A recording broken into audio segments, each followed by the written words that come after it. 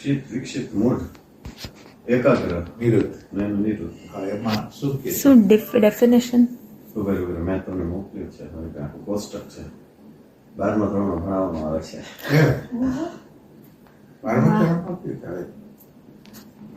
એમાં ભગવાન હું વચ્ચે ફિલોસોફી લેતો. અચ્છા.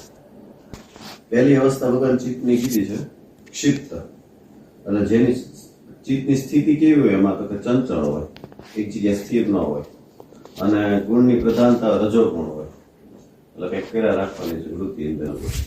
પછી ક્ષિપ્ત, પછી મૂઢ છે. એટલે આ મને એમ છે આ ક્રમિક લાગે છે એને ગોઠવેલું હા, છે. બને. મૂઢ એટલે જેની અંદર જડતા બહુ છે અને વિચારની કુંઠિતતા છે, માને જ નહીં ટૂંકમાં એને જે નક્કી કરી નાખ્યું હોય એની બારી ન જઈ શકે, બરાબર. અને એમાં તમો ગુણની પ્રધાનતા છે. પછી વિક્ષિપ્ત છે, અનેક વિષયોનું જ્ઞાન, આ ટૂંકમાં થોડીક સારી સ્થિતિ છે. હા, હા. આંશિક સ્થિરતા અને દ્રઢતાનો અભાવ છે, પણ અનેક વિષયોની પાસે ટૂંકમાં નકશો છે નહીં ભાઈ, એવું લાગે મને. અનેક વિષયોનું જ્ઞાન, આંશિક સ્થિરતા, દ્રઢતાનો અભાવ, અને સત્વ ગુણ એમાં સ્થિત છે, ગુણની પ્રધાનતામાં. પછી એકાગ્રમાં ભગવાને કીધું અનંત જ્ઞાન અને સ્થિરતા, પ્રકૃતિ પુરુષના સ્વરૂપની ભિન્નતાનું જ્ઞાન, ક્લેશોનો અભાવ, કેમાં? શિથિલતા. એકાગ્રમાં એકાગ્રતામાં શું કીધું? અનંત જ્ઞાન અને સ્થિરતા, પ્રકૃતિ પુરુષના સ્વરૂપની ભિન્નતાનું જ્ઞાન, ક્લેશોનો અભાવ, કર્મબંધનની શિથિલતા, સત્વગુણની વિશેષ તીવ્રતા. એમાં તો ઘણો એકાગ્ર પણ આ મને એમ છે એકાગ્રની પૂર્ણ સ્થિતિની વાત હશે. ના, એટલે એકાગ્રથી માંડીને ક્યાંય લગીનનો છે એ તો દેખાડે છે. એટલે નિરુદ્ધ સુધીની પહોંચી જવાની વાત છે. પછી નિરુદ્ધમાં વૃત્તિ માત્રનો અભાવ અને ત્રિગુણાતીત, એટલે આ એકાગ્રથી નિરુદ્ધની વચ્ચેની સ્થિતિ હોવી જોઈએ. ક્ષિપ્તમાં જો વોટ ઇટ ફીલ્સ લાઈક અને એક્ઝામ્પલ સાથે અહીંયા એક ટેબલ છે હા, કે ક્ષિપ્ત એક રજસની એક્ટિવિટી છે, જેમાં કેવું ફીલ થાય તો રેસ્ટલેસ ફીલ થાય અને જમ્પિંગ થોટ્સ, એટલે વિચારો ઘણા હશે. બરાબર. રિયલ લાઈફ એક્ઝામ્પલ શું છે? એક સ્થિરે એક જગ્યાએ ન બેઠી શકે અને એન્ડલેસ ફોનમાં સ્ક્રોલિંગ કરતા હોય. સેકન્ડ છે મૂડ, ઈ તમસનું છે, જેમાં લેઝી, સ્લીપી, કન્ફ્યુઝડ એવું ફીલ થાય. રિયલ લાઈફ એક્ઝામ્પલ શું છે? કાંઈ મોટિવેશન ન લાગે કાંઈ કરવા માટે, અથવા બ્રેનનો ફોગ, બરાબર. સમજતું નહીં. સરસ. પછી વિક્ષિપ્ત, એમાં રજસ અને સત્વ બંનેનો મિક્સચર છે. તો કેવું હોય તો એમાં અટેન્શન આવે ને જાય. તો ભણવા બેઠા હોય પણ અચાનક પછી ફોન ચેક કરે વચ્ચે વચ્ચે, એટલે થોડું ફોકસ, થોડું ડિસ્ટ્રેક્ટ. બરાબર. વાત સરસ. વિક્ષિપ્ત એવું છે. પછી એકાગ્ર, એ સત્વ છે, કારણ એમાં ક્લેરિટી છે, એમાં ડીપ ફોકસ છે અને સ્ટેબલ અટેન્શન છે, એટલે ફુલ્લી અબ્ઝોર્બ્ડ ઇન વર્ક અથવા મેડિટેશન જે પણ કરતા હોય. હા, પાછું નિરુદ્ધ એટલે પ્યોર સત્વ, એમાં થોટ્સ કમ્પ્લીટલી સ્ટીલ થઈ ગયા છે, અને આ એડવાન્સ્ડ મેડિટેશન એક્ઝામ્પલ એનું બરાબર. સમાધિનો. સરસ. આમાં ભગવાન આની કરતા હજી એક સરસ બહુ હા, બોલો તમતારે. એની આકૃતિ સાથે બધું આપેલું છે. હા, અરે વાહ. પેલું છે ક્ષિપ્ત, હા, મન બહુ અશાંત અને ઉછળકૂદ કરતું હોય, હા, એક વિચારથી બીજામાં ઝડપથી કૂદી જાય, બરાબર. કામ, ક્રોધ, લોભ, જીવ, વૃત્તિઓ પ્રબળ હોય. શાંતિ, એકાગ્રતા લગભગ અશક્ય. એના ઉદાહરણ આપ્યા છે. મોબાઈલ, સોશિયલ મીડિયા, ચિંતા, સતત ભટકતું મન હોય, એ ક્ષિપ્ત કહેવાય. હા, બરાબર. અને પછી એને આવું દેખાડી છે આકૃતિ. બરાબર. એટલે જ્યાં લખેલું હોય ને એ આપણે જીવનની અંદર શોધી કાઢીને એટલે આપણને ઈઝી પડી જાય પછી. અને હવે વ્યાખ્યા કરીને હવે આપણે ઓબ્ઝર્વેશનમાં આવી કે આને આ જો આને આ કહેવાય ને આ કહેવાય. ઈ આમાં ભગવાન ખબર પડે કે આપણે કઈ અવસ્થામાં છીએ. હા. ક્ષિપ્ત છીએ, વિક્ષિપ્તમાં છીએ. એટલે જે લાલ વમળ છે એ ક્ષિપ્ત, અને જેમ ક્ષિપ્ત મૂડ એટલે માઇન્ડનો આખો કે માઇન્ડ કેવો ગૂંચવાયેલો છે, ડિસ્ટ્રેક્ટેડ છે, એ લેફ્ટનો ડાયગ્રામ. બરાબર. સરસ. અને જેમ રાઈટ બાજુ આવો એવું વિચારની ધારા સ્થિર થતી જાય આ બાજુ જાય છે. હા, એટલે ક્ષિપ્ત, મૂડ, વિક્ષિપ્ત, એકાગ્ર, નિરુદ્ધ, એટલે આખું મસ્ત સાઈડ ડાયગ્રામ કમ્બાઈન. સીધા દરેકના અલગ અલગ આવ્યા. હા, હા, તો આ ક્ષિપ્ત છે ભગવાન. હા, હા. અત્યારે આપણે લગભગ ઝાઝા તો ક્ષિપ્ત લગભગ ક્ષિપ્તમાં જ આવતા હોય. પછી બીજી સ્થિતિ છે મૂઢ ભગવાન. હા, એમાં એને કન્ફ્યુઝ, એટલે મન છે એ મંદ, હા, પછી આળસ અને અજ્ઞાનથી ઢંકાયેલું હોય. બરાબર. ઊંઘ, હવે એના લક્ષણો શું કીધા ભગવાન? હા, એટલે કે એને સતત ઊંઘ આવતી હોય, આળસ થતી હોય, નીરસતા લાગતી હોય, બરાબર વિચાર કરવાની શક્તિ હાવ ઘટી જાય, બરાબર ચડતા વધારે હોય. બરાબર ઉદાહરણ આટલું છે, હા હા સતત ઊંઘ આવી અને ઉત્સાહ ન હોય, બરાબર. બાબતમાં ઉત્સાહ જ ન લે બરાબર અને કન્ફ્યુઝ હોય. બરાબર તમે એમ કહો કે આ કામ કરી નાખવાનું તો એ એનાથી થાય નહીં. બરાબર. પછી વિક્ષિપ્ત કીધું છે, મન ક્યારેક એકાગ્ર અને ક્યારેક ભટકતું. હા બરાબર સાત્વિકતા થોડીક વધે છે આની અંદર. ધ્યાન શક્ય છે પણ સ્થિર નથી. બરાબર આ અવસ્થા સાધનાનો આરંભ છે. બરાબર ઉદાહરણ, થોડું ધ્યાન થાય પછી મન ભટકી જાય. હા બે આપણે સાધના કરતા હોય તો આપણો અનુભવ હોય ને સાધક થોડી વાર સ્થિતિ છે. થોડી વાર હાલે હા એ બસ થાય વિક્ષિપ્ત છે એ સાધકની શરૂઆત છે. હા પછી એકાગ્ર કીધું, મન એક જ વિષયમાં સ્થિર થાય, ઊંચી એકાગ્રતા, ધ્યાનમાં સ્થિરતા આવે, જ્ઞાન પ્રાપ્ત થવા લાગે. ઉદાહરણ તરીકે ધ્યાનમાં સંપૂર્ણ લીન થવું. એટલે આમાં ધારણા શક્તિ છે એ વધી જવી જોઈએ. એટલે સવિકલ્પ સમાધિ સુધીની બધી અવસ્થામાં આવી જાય એકાગ્રતા. આનંદ એની સમાધિ છે સવિકલ્પ સમાધિમાં સવિતર્ક સવિચાર આનંદ અને અસ્મિતા આ બધી સમાધિઓમાં આ બધી આવી જાય એના દ્વારા એકાગ્ર એકાગ્રતા દ્વારા. તો એકાગ્રતા ભગવાન બહુ ઊંચી સ્થિતિ ના કહેવાય. એકાગ્રતા આમ ઊંચી સ્થિતિ છે અંદરની અંદર આનંદ છે એની પ્રતીતિ છે એકાગ્રતા દ્વારા એકાગ્રતા જ્યારે તમે કરો ત્યારે વિષય વગરનો આનંદ આવે અને નિરુદ્ધમાં એને કીધું છે કે મનની બધી વૃત્તિઓ પૂર્ણ રીતે રોકાયેલી, શાંત થઈ જાય. આ સમાધિની અવસ્થા છે. આત્મ સાક્ષાત્કાર, સંપૂર્ણ શાંતિ અને ચેતનાનો અનુભવ. બરાબર. યોગી સમાધિ. નિરુદ્ધ એટલે તો આત્મ સાક્ષાત્કાર કે એની ઉપરની બધી. ના એટલે નિરુદ્ધ નહીં આપણે નીચેથી ઉપર લગીને લેવું છે નિરુદ્ધ એટલે ધીરે ધીરે મન અચાનક રીતે શાંતિ આવી જાય અચાનક રીતે આનંદ આવી જાય એટલે એટલે એક ભાગ છે એની અંદર શાંતિ આનંદ આવે છે બીજા વિભાગની અંદર હજી વિચારોનું તત્વ હાલે છે એમ કરતા કરતા એક અવસ્થા એવી આવે કે જેની અંદર સંપૂર્ણ રીતે ચિત્ત હાવ કરતા હાવ શાંત થઈ જાય એટલે કોઈ તરંગ વગરનું થઈ જાય અને તરંગ વગરનું થઈ ગયા પછી એની અંદર જે તમે સાક્ષાત્કાર કહો છો ને એ આત્માનું પ્રતિબિંબ જેવું છે એવું પડે એનો બોધ થઈ જાય ને તો ઈ સાક્ષાત્કાર કહેવાય અને વૃત્તિ સંપૂર્ણ રીતે વહી જાય સંપૂર્ણ રીતે સ્વ સ્વરૂપની અંદર વિલય થઈ જાય તો ઈ છે નિરુદ્ધ એટલે નિરુદ્ધ અવસ્થા એ અલ્ટિમેટ છે ઓમ અલ્ટિમેટ વસ્તુ છે એટલે એના મૂળ કેન્દ્રને પ્રાપ્ત કરી લીધું એને નિરુદ્ધ પરિપાક જે અવસ્થા છે એ આ છે સ્વ સ્વરૂપમાં સ્થિત થઈ જાય ગોતનાર છે એ સ્વભાવની અંદર વિલય થઈ જાય પ્રમાણ વિપર્ય વિકલ્પ નિંદ્રા અને સ્મૃતિ ચિત્તની વૃત્તિ આટલી છે પ્રમાણ છે વિપર્ય છે વિકલ્પ છે નિંદ્રા છે અને સ્મૃતિ છે એટલે આ માનવ જીવનની અંદર હાલતી ઘટનાઓ છે ચિત્તવૃત્તિમાં પ્રમાણ વિપર્ય એટલે પ્રમાણ તો સાચું એટલે પ્રમાણ આપણે જ્યારે અજ્ઞાન કાળમાં પ્રમાણ બધા ખોટા જ હોય ખોટા પ્રમાણથી જોતા હોય વિપર્ય એટલે હાવ ઊંધું ઉલટું જ્ઞાન ફોલ્સ જ્ઞાન વિકલ્પ એટલે કલ્પનાઓ એટલે શબ્દોના આધાર ઉપર કલ્પનાઓ નિંદ્રા અને સ્મૃતિ આ ચિત્તની અવસ્થાઓ છે ભગવાન. હે ચિત્તની અવસ્થાઓ છે. ચિત્તની અવસ્થા શું બ્રહ્મ વેદાંત કહે ઈ છે? જે ક્ષિપ્ત વિક્ષિપ્ત છે ને ઈ ચિત્તની અવસ્થા છે. આપણા શરીરમાં પ્રાણ ઉર્જા ચિત્ત ઉર્જાના આધીન છે, ચિત્ત ઉર્જા ચૈતન્ય ઉર્જાના આધીન છે. શરીરની અવસ્થાઓમાં બાલ્યાવસ્થા, યુવાવસ્થા અને વૃદ્ધાવસ્થા આવે છે. તેની સાથે ચિત્તની અવસ્થાઓ ક્ષિપ્ત, વિક્ષિપ્ત, મૂઢ અને નિરોધ. હા એકાગ્ર નિરોધ એ ચિત્તની વૃત્તિ છે અને આ ચિત્તની અવસ્થા છે. અવસ્થા છે. ચિત્તની 5 અવસ્થા છે હમ. અને ચિત્તની વૃત્તિઓ છે એ 5 પ્રકારની છે હમ.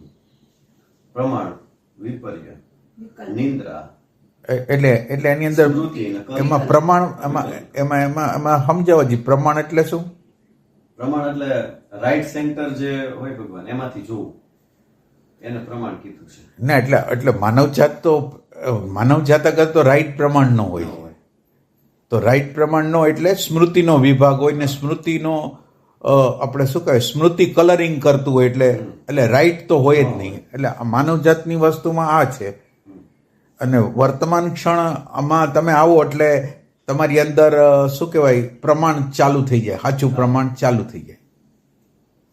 એટલે ચિત્ત આ જે અવસ્થાઓ છે ને એમાંથી ક્યાંક ચોંટેલું હોય, કાં તો પ્રમાણમાં હોય તો પ્રમાણમાં તો આપણે એમ કહીશ કે ડાયરેક્ટ જોઈ નથી. ના એમ નહીં, પ્રમાણમાં હોય એટલે પ્રમાણ માનો કે મારે તમને જોવા છે તો આંખ પ્રમાણ છે, તમે પ્રમેય છો, હું પ્રમાતા છું. એટલે એની અંદર જે મહત્વની વસ્તુ થઈ પ્રમાણ શું થયું તો કે આંખ છે પ્રમાણ છે. આ પ્રમાણની વાત કરી છે. આંખ પ્રમાણ છે, સાંભળવા માટે કાન પ્રમાણ છે, સ્પર્શ કરવા માટે ચામડી પ્રમાણ છે, ગંધ માટે નાક પ્રમાણ છે. હવે એ તો ઇન્દ્રિયોના સંદર્ભમાં કીધું, પણ માણસની અંદર જ્ઞાન પ્રગટ થાય એના માટે પ્રમાણ શું તો એ કે વર્તમાન ક્ષણથી શરૂઆત થાય પ્રમાણની, તો એ પ્રમાણ છે. એ રીતે એને સમજવાની જરૂર છે. પ્રમાણમાં એક મેં જેમિનાઈમાં ફોટો જનરેટ કર્યો હતો ને તેમાં એવું કે કોઈનો જે નોલેજ છે, જેમ વેદ એને એક્ઝામ્પલ આપ્યું હતું કે વેદ છે એ એક રીતનું પ્રમાણ છે. એટલે ઈ તમે નોલેજની જેમ અંદર લ્યો છો ને. એટલે પ્રમાણના 3 પ્રકાર છે, પ્રત્યક્ષ, અનુમાન અને આગમ. હા, એટલે આગમ તો જસ્ટ શબ્દ છે, એમાં વેદનું આવે ને એક્ઝામ્પલ. ના, એટલે શાસ્ત્ર પ્રમાણે આગમ એટલે શાસ્ત્ર પ્રમાણ કહેવાય. એટલે શાસ્ત્ર પ્રમાણ એટલા માટે રાખ્યું છે કે માણસને ભ્રમ થવાની ઘણી શક્યતાઓ છે. એટલે એ કે તમને અનુભવ થયો છે એ શાસ્ત્ર સમજ છે કે નહીં, એના માટે જો ઓથેન્ટિક વ્યક્તિ હોય તો એના માટે કાંઈ શાસ્ત્રના પ્રમાણની જરૂર નથી. પણ મોટા ભાગે એવું બને છે કે ઓથેન્ટિક નથી હોતો. એટલે એમ કે શાસ્ત્રને તમને જે અનુભવ થયો છે એ શાસ્ત્ર સમજ છે એટલે શાસ્ત્રને પ્રમાણ રાખ્યું છે. નકર માણસ પોતાને છેતરી લે એ ટાઈપને. એટલે જે પ્રમાણ દ્વારા યથા યોગ્ય બોધ થાય ને એને પ્રમાણ કહેવાય. એટલે આંખ દ્વારા માનો કે રૂપનું દર્શન થાય તો યથાર્થ પ્રમાણ કહેવાય. એટલે આની અંદર જુદા જુદા ભાગ પડી ગયા. જો માનો કે પ્રમાતા છે એ સત્વગુણનો એટલે બુદ્ધિનો એક વિભાગ છે. સત્વગુણનો જે વિભાગ છે ને એને પ્રમાતા કહેવાય. અથવા જે પ્રમાણ દ્વારા જાણે છે એ પ્રમાતા. પ્રમાણ દ્વારા જે જાણે છે એ પ્રમાતા. પ્રમાણ દ્વારા જાણે છે એટલે માનો કે આપણું આંખ પ્રમાણ છે તો રૂપ જોવું હોય તો આંખ છે એના દ્વારા જણાય. એ રીતે એક ભગવાન સરસ ડેફિનેશન આપી છે પ્રમાણની. હા, કે એક સ્ત્રી છે અને એક પુરુષ છે.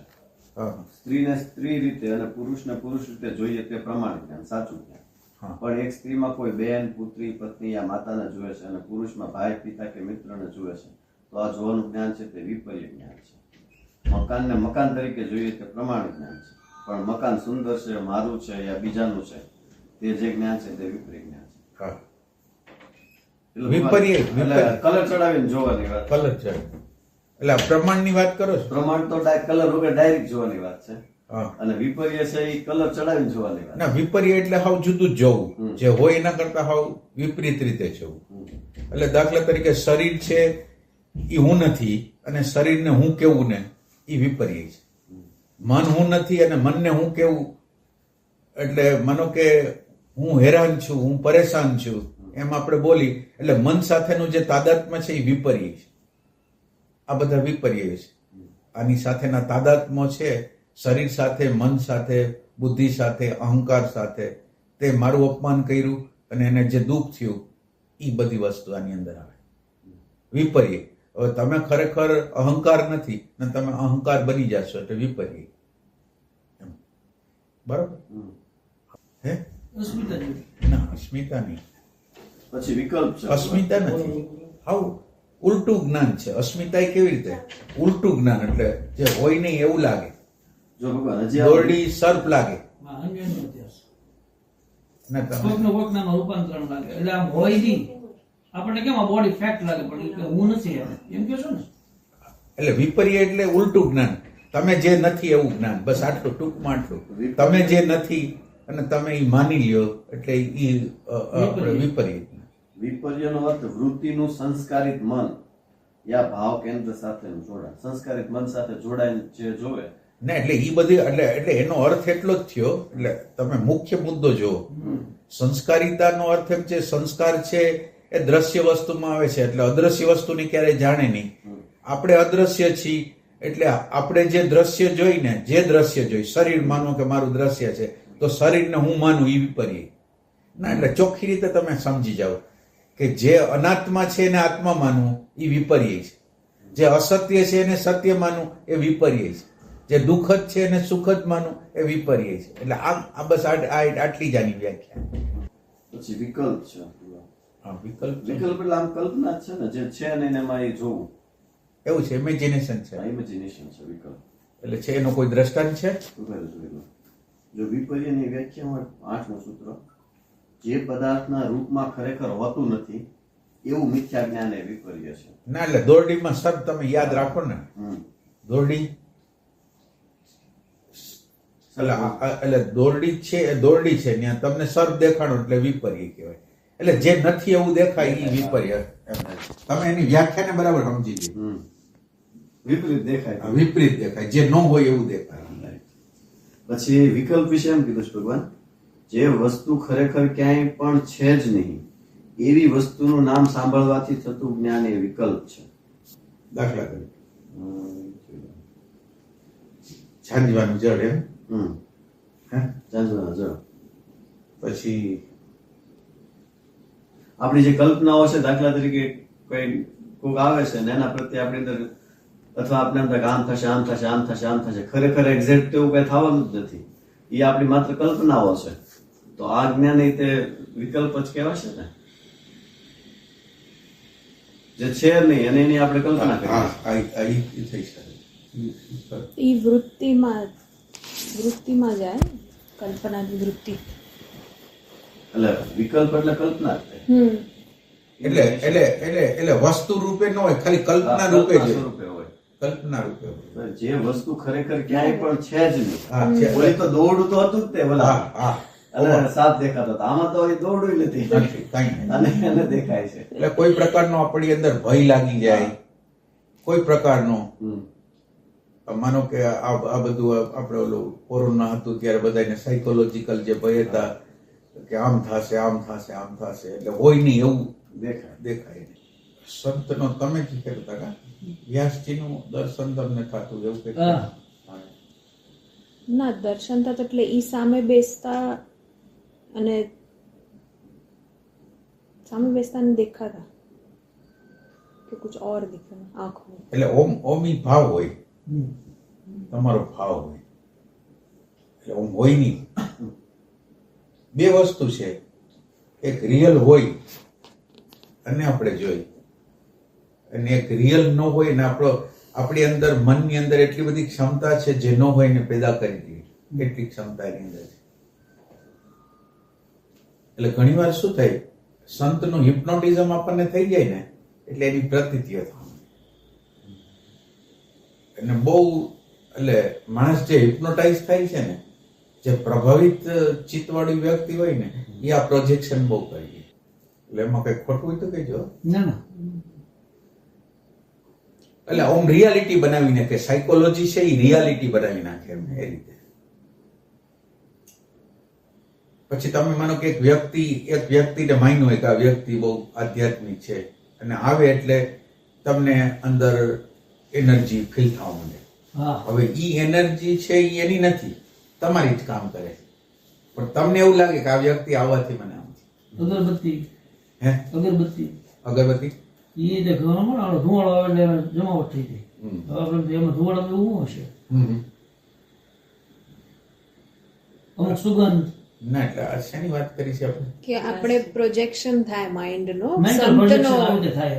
અંદરનો ભાવ. ના, એટલે આ પ્રોવોકેશન કહેવાય. એટલે અગરબત્તી આપણને કઈક પ્રોવોક કરે એ એક અલગ વસ્તુ છે, પ્રોજેક્શન કરી એક અલગ વસ્તુ છે. હા, એમ બે અલગ. હા, ને એટલે એક્ઝેક્ટ અર્થને તમે સમજો, તમે જે શબ્દો જે સમજવા માટે જે બીજા શબ્દો વાપરો છો ને, એ બીજા શબ્દનું કનેક્શન ઓની હારે નથી હોતું. બરાબર. એટલે ઈ એક વાર એટલે એને પેલા જેમ છે એમ સમજી લ્યો ને, તો તમે એટલે તમે એના માટે માનો કે તમને એક વ્યાખ્યા કરી કે આને આમ કહેવાય, હવે તમે એના માટે એક સ્પેશિયલ તમારો સિક્કો મારવા માટે તમે એક શબ્દ વાપરો છો અને ઈ શબ્દ એને પાછી રિલિવન્ટ નથી, અચ્છા ઈ ટાઈપની વસ્તુ. એટલે ઈ એક પેલા ઈ કે છે ને તમે સમજી લ્યો. શબ્દ તાત્કાલિક ન આપો, નકર ઈ શબ્દ તાત્કાલિક તમે જે આપવા જાવ છો ને ઈ એનાથી ઊંધો હોય. દૂર લઈ જાય. હા, એ અથવા આપણે દાખલો આપીને ભ્રમણા થાય કે મેરે કો સમજ ગયા. હા, ના એટલે ના એની મજા હોય. માનો કે હું એક શબ્દ આવ્યો અને એના ઓલ્ટરનેટમાં હું બીજો શબ્દ જ્યારે વાપરું છું ને ત્યારે મારે ઉભા રહેવાનું સ્ટેન્ડ થઈ જાય. લર્નિંગ પ્રોસેસ તો એક બાજુ હોય ગઈ, મારું ઉભા રહેવાનું સ્ટેન્ડ થઈ ગયું કે મને સ્પેશિયલાઇઝેશન કરતા આવડે છે અંદર. એટલે આવો અનકોન્શિયસ આવે, એક આમ આવે નહીં, અનકોન્શિયસ ફિલિંગ હોય.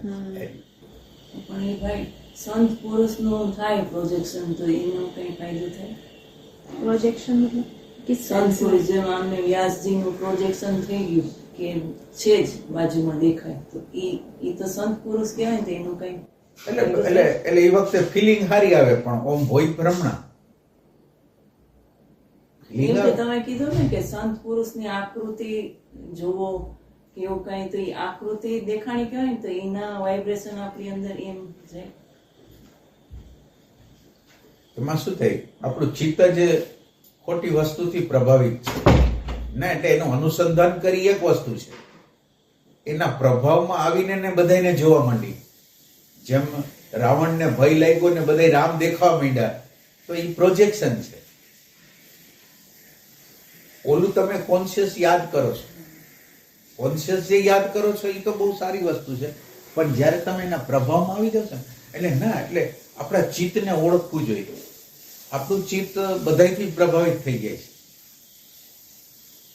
એક સંત પુરુષ કોઈ વર્ણન કરે છે, એટલે જે વર્ણન કરવામાં આવે એ વર્ણનથી એટલું બધું પ્રભાવિત થઈ જાય ને, એટલે એને ઈ જે વર્ણન કરે છે એની રિયાલિટી લાગે.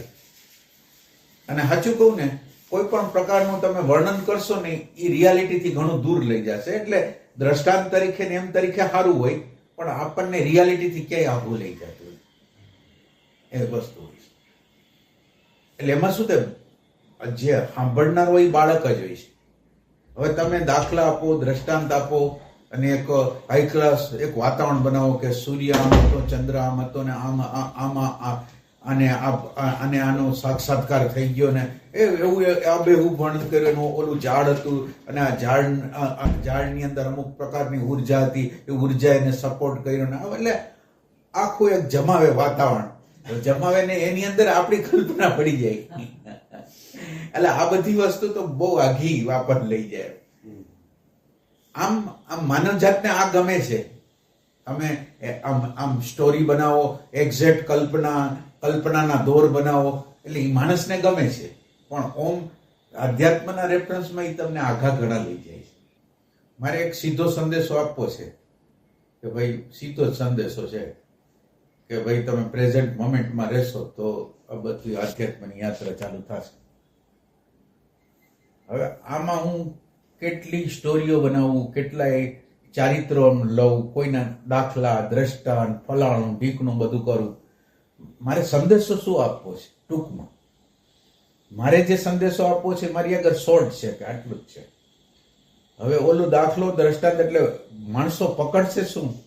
દાખલા, દ્રષ્ટાંત એ બધું પકડી લાગશે અને ઓલું મુખ્ય વસ્તુ જવા દે.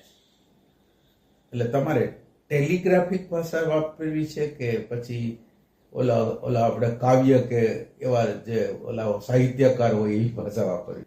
આપણે આપણી અંદર એક આપણું ડાયગ્નોસિસ કરવું જોઈએ કે આપણું ચિત્ત પ્રભાવિત થાય છે કે નહીં. એ આપણા ઓબ્ઝર્વેશનમાં આવવું જોઈએ. ચિત્ત કેટલું પ્રભાવિત થાય છે બધાથી. કોઈ વ્યક્તિને જોવે છે ના, એટલે આપણે ઓબ્ઝર્વેશનમાં આ બધું લેવું જોઈએ.